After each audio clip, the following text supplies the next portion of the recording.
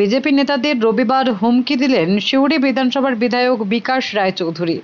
এদিন সিউড়ি শহর মহিলা তৃণমূল কংগ্রেসের তরফ থেকে আরজিকর কাণ্ডে দোষীদের শাস্তির দাবিতে অবস্থান বিক্ষোভের আয়োজন করা হয়, যেখানে উপস্থিত হয়েছিলেন সিউড়ি বিধানসভা বিধায়ক বিকাশ রায়চৌধুরী এবং তিনি বক্তব্য রাখার সময় বিজেপি নেতাদের এইভাবেই হুমকি দেন।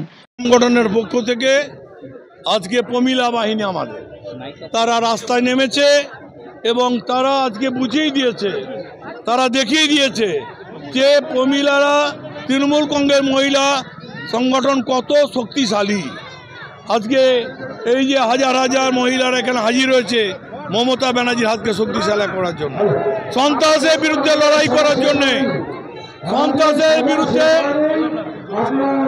সন্ত্রাসের বিরুদ্ধে লড়াই করার জন্যে। আর ওই তিলোত্তমা রেপে খুনে যারা জড়িত সেই দোষীদের অবিলম্বে গ্রেপ্তার করে ফাঁসির কাস্টে ঝোলানোর জন্য আমাদের এইটাই দাবি। বলছি, মহিলা প্রমিলা দাবিদের যে একটা বিধান দিলেন যে জিপ ছিঁড়ে নেওয়ায়, কি বলবেন? শুনুন, বাংলায় যদি কেউ অশান্তির বাতাবরণ তৈরি করে বাংলার মহিলারা চুপ করে থাকবে না, বাংলার মহিলারা আর ঘোমটা দিয়ে বসে থাকবে না। বাংলার মহিলারা বুঝে নিয়েছে এই তিলোত্তমাকে নিয়ে রাজনীতি করা হচ্ছে, তিলোত্তমা ইস্যুকে নিয়ে এই বাংলায় সন্ত্রাসের রাজ কায়েম করার চেষ্টা করা হচ্ছে।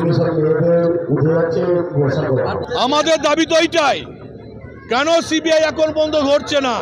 কেন তাদের 16 দিন হয়ে গেল এখন একটা আসামি ধরা পড়লো না? মমতা ব্যানার্জি তো প্রমাণ করেছিল, কলকাতা পুলিশ তো প্রমাণ করেছিল 24 ঘন্টার মধ্যে একটা দোষীকে, যে দোষী তাকে গ্রেপ্তার করেছে। Bureau report, Durnibar Bangla news. সব খবর সবার আগে পেতে আমাদের চ্যানেলটি সাবস্ক্রাইব করুন এবং পাশে থাকা বেল আইকনটিতে ক্লিক করুন, লাইক ও শেয়ার করুন।